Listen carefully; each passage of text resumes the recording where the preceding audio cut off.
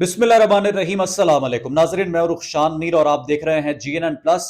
रमजानुल मुबारक में सोने और जागने की क्या रूटीन होनी चाहिए? वो लोग जो रोजा अफ्तार करते या फिर सहरी करते ही तंबाकू नोशी करते हैं, उनको अपनी इस बुरी आदत को कैसे तब्दील करना चाहिए? रमजानुल मुबारक में कौन सी ग़िज़ाएं खानी हैं, क्या चीजें छोड़नी हैं, अपनी सेहत और रूटीन को कैसे मेंटेन करना है? मेरे साथ डॉक्टर शिफा अली साहिबा मौजूद हैं, माहिर ग़िज़ाइयत हैं और गुज़श्ता 12 साल से इत्तेफाक अस्पताल लाहौर में अपने खिदमात सर अंजाम दे रही हैं। इनसे हम आज जान लेते हैं कि आखिर रमज़ानुल मुबारक में करना क्या। बहुत शुक्रिया मैडम आपके कीमती वक्त का।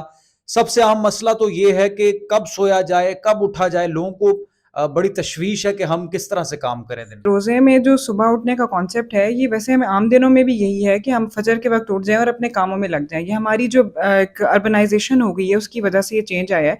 लेकिन उसमें जो हम खुद से गलती बहुत बड़ी कर रहे हैं कि हम सारी रात जागते हैं और फिर खाते पीते रहते हैं और अपने कामों में मशगूल रहते हैं और फिर सहरी के बाद सो जाते हैं। ये एक गलत तरीका कार है। इसके लिए मेरी रिकमेंडेशन ये है कि आप जब तरावी की नमाज़ पढ़ते हैं उसके बाद सो जाएं और सहरी के लिए उठें, एक मुनासिब तरीके से सहरी की जाए। और उसके बाद अगर किसी की नींद ड्यूरिंग द डे नहीं पूरी होती, वो 6 से 8 घंटे, 6 घंटे भी अगर किसी की पूरी नहीं हो रही, तो कुछ एक्टिविटी करके, कुछ एक्सरसाइज करके फिर 1-2 घंटे नींद ली जा सकती है। लेकिन ये उस पे भी डिपेंड करता है कि आपने सहरी कितनी ज़्यादा खाई है। अगर ओवर ईट कर लिया है, बहुत ज़्यादा खा लिया है, तो फिर उसके बाद भरे पेट के साथ फ़ौरन सो जाना बिल्कुल मुनासिब बात नहीं है। जो स्मोकर्स हैं, रोजा अफ्तार किया फौरी तौर पर सिगरेट पी लिया, या जब सहरी किया खाने के बाद फौरी तौर पर बाहर चले गए सिगरेट पीने, कितना नुकसान होता है इससे? तम्बाकू नोशी या सिगरेट पीना जो है सेहत के लिए बिल्कुल भी मुनासिब नहीं है। मेरी तो उन लोगों से यही गुजारिश है कि उसको जितना जल्दी तर्क कर दिया जाए, उनकी अपनी सेहत के लिए बहुत अच्छा है, उनके साथ रहने वालों के लिए बहुत अच्छा है। क्योंकि इसका सेकंड हैंड स्मोक भी जो आपके सामने बैठा हुआ इंसान है, उसके लिए नुकसानदेह साबित हो सकता है। इसके साथ फेफड़ों के कैंसर का रिस्क बढ़ जाता है, आपकी क़ुव्वत मुदाफ़अत कम हो जाती है, मैदे का फ़ेल कमज़ोर पड़ जाता है, आंतों का fail over the long run कमज़ोर पड़ जाता है। इसी तरह से सोचने समझने की सलाहियत जो है, कॉग्निटिव जो एबिलिटीज़ होती हैं, उसमें भी थोड़ा-सा डिक्लाइन आ जाता है।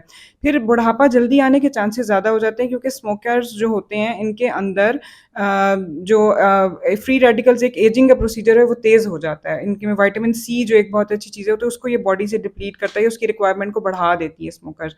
और विटामिन सी जो है वो हमें बहुत सी बीमारियों से बचाने में रोल अदा करती है। तो उस हवाले से इसके कोई बेनिफिट्स तो हैं नहीं और ये एक एडिक्शन की तरह है, तो बेहतर ये है कि इसको छोड़ दिया जाए और इसकी बजाय बहुत सी अच्छी खुराकें, ग़िज़ाइयत वाली खुराकें जैसे दही का इस्तेमाल, दूध का इस्तेमाल, फ्रूट्स का ज़्यादा इस्तेमाल किया जाए, पुदीने का इस्तेमाल, चटनी वग़ैरह इस तरह की चीज़ें वो ली जा सकती हैं, जो कि ग़िज़ाइयत भी जिस्म को देती हैं और नुकसान भी नहीं। अफ्तार में डॉक्टर साहिबा सबसे ज़्यादा नामुनासिब ग़िज़ा कौन सी है, जो आप समझती है कि हमारे दस्तरखान का हिस्सा तो है लेकिन हमें इफ्तार में उसे शामिल नहीं करना चाहिए, और कौन सी ऐसी चीज़ है जो मिसिंग है?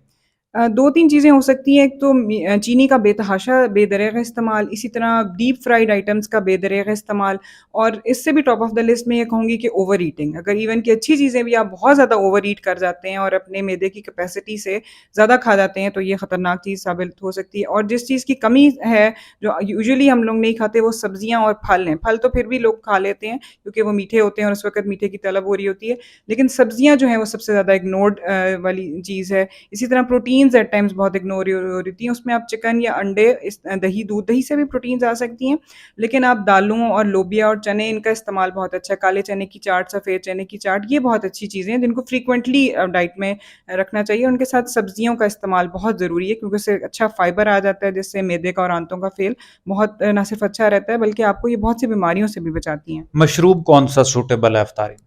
टॉप ऑफ द लिस्ट तो दूध और दही आ जाता है। ओआरएस बहुत अच्छी चीज़ है, सिकंजबीन बहुत अच्छी चीज़ है। कोई भी ऐसा मशरूब जिसके अंदर आप चीनी का इस्तेमाल नहीं करते या कम करते हैं, दूध एज़ सच अगर आप उसको पतला करके लस्सी बना के उसकी लेते हैं, तो उसमें आप चीनी नहीं भी डालते तो नेचुरल उसकी शुगर बहुत अच्छी चीज़ है, ज़रूरत नहीं पड़ती। तो दूध, दही, ओआरएस और सिकंजबीन, ये बेहतरीन है। आपने कहा डीप फ्राइड चीज़ों से इज्तनाब किया जाए, लेकिन समोसों, पकौड़ों और इस तरह की चीज़ों के बगैर तो कॉन्सेप्ट ही नहीं पाकिस्तान में। इनको कैसे रिप्लेस, किस चीज़ से किया जाए? ایک تو یہ ہم ڈائٹیشینز اور ڈاکٹر حضرات جو ہیں یہ اویئرنیس کریٹ کرنے کی کب سے کوشش کر رہے ہیں. دوسرا یہ کہ مائنڈ سیٹ کرنے کی بات ہے, چینج کرنے کی بات ہے. جیسے میں نے پہلے ہی بتایا کہ رمضان ایک موقع ہے جس میں آپ سوچ سکتے ہیں کہ آپ اپنی زندگی کے ساتھ کیا کچھ کر رہے ہیں. تو وہاں پہ آپ بالکل یہ سوچنا چاہیے کہ اللہ تعالیٰ نے روزے کے جو فوائد بتائے ہیں وہ آپ کے سارے ختم ہو جاتے ہیں اگر آپ اس طرح کی خوراکیں کھائیں جو کہ حلال تو ہیں لیکن وہ طیب نہیں ہے, یعنی آپ کی باڈی پہ نقصانات بہت زیادہ دے رہی ہیں. اور ان کو تواتر کے ساتھ روزانہ کھانا. عام لائف میں روزے کے بغیر رمضان کے علاوہ ہم لوگ یہ روزانہ شاید نہیں کھاتے, لیکن اس میں ہم اشتہاس ہی ایک ہوتی ہے کہ ہم استعمال کریں. تو اس میں ہم یہی چیز ہے کہ اب اس کو سوچا جائے, کانشیس ایک ایفرٹ کی جائے کہ یہ ہماری صحت کے لیے مناسب نہیں ہے. نہ صرف وزن بڑھائیں گے, شوگر کی طرف لے کے جائیں گے, پیٹ خراب کریں گے, بلوٹنگ کا تیزابیت کا باعث بنیں گے, اور بری چکنائیاں جو ہیں وہ دل کی بیماریوں کی طرف لے کے جائیں گی. تو اس سے اجتناب بہتر ہے. کچھ لوگوں کا خیال یہ بھی ہوتا ہے کہ ہم دن بھر جو کہ بھوک پیاس برداشت کرتے ہیں تو رات کو ایکسرسائز کرنا مناسب نہیں ہے, ویکنس نہ کہیں ہو جائے, کمزوری نہ ہو جائے کہ ہم آلریڈی فاسٹنگ کر رہے ہیں دن میں, تو اس کے بعد رات کو اگر اتنے کلومیٹر چلیں گے یا وزن اٹھائیں گے. اس کے بارے میں کیا کہیں؟ اس میں تو جواب اللہ تعالیٰ نے خود ہی سے رکھا ہوا ہے کہ رمضان کا ایک بہت ہی اہم پارٹ وہ 20 جو رکعت تراویح کی نماز اللہ تعالیٰ نے رکھ دی ہے. وہیں سے ہمیں ایک کلو مل جاتا ہے کہ ایکسرسائز اللہ تعالیٰ نے انگرینڈ اس کے اندر رکھی ہے, اس سارے پیکج کے اندر, کہ وہاں پہ کہیں نہ کہیں آپ کو ایکٹیویٹی ہے. اب وہ فرض نہیں ہے نماز, جو لوگ نہیں پڑھتے تو اس کے اراؤنڈ وہ کہیں نہ کہیں ایکسرسائز کریں. یعنی یہ کہیں بھی ایسا نہیں ہے کہ آپ نے سارا دن روزہ رکھا ہے اور آپ کمزوری کا شکار ہو گئے ہیں تو آپ اب وہ نہ کریں, بلکہ اس میں نمازیں پڑھنا اور وہ ساری چیزیں اس کے اندر بھی آپ دیکھیں نیچرلی ایکٹیویٹی نظر آتی ہے. تو جو لوگ اس کے علاوہ اگر واک کرتے ہیں, ایکسرسائز کرتے ہیں تو وہ ایکسٹرا بینیفٹس لیتے ہیں کم کھانے کے. سارا دن جو کم کھایا ہے, ڈیٹاکسیفیکیشن ہوئی ہے, جگر کی صفائی ہوئی ہے, شریانوں کی صفائی ہوئی ہے, وہ آگمنٹ ہو زیادہ بڑھ جائے, اس کا اثر کئی گنا بڑھ جاتا ہے اگر آپ روزانہ ورزش یا ایکسرسائز کا معمول بناتے ہیں. تو سحری کے وقت زیادہ سا پانی, لسی, دودھ یا ملک شیک وغیرہ کھا پی لیا اور وہیں پر سو گئے, اس کا کیا نقصان ہے؟ ہاں, اس کا نقصان یہ ہے کہ معدے کے بہت سے مسائل, تیزابیت کے مسائل پھر شروع ہو جائیں گے.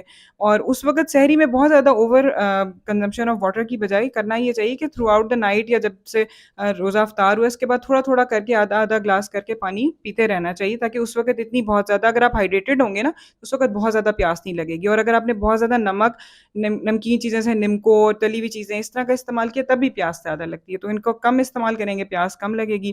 بہرحال 1-2 گلاس پانی پینا اور دودھ اور لسی کا استعمال ایسی جس میں بہت چینی نہ ہو, اس کے اندر بہت زیادہ نمک نہ ہو, یہ بالکل مناسب ہے, کیا جا سکتا ہے لیکن ایک اعتدال میں رہ کے. بہت شکریہ آپ کا. تو ناظرین, آپ یہ جو مفید مشورے ہیں اپنے دوستوں کے ساتھ ضرور شیئر کیجئے. کامنٹ سیکشن میں قیمتی رائے کا اظہار. رخشان میر کو دیں. GNN+ سے اجازت, دوبارہ حاضر ہوں گے. اللہ حافظ.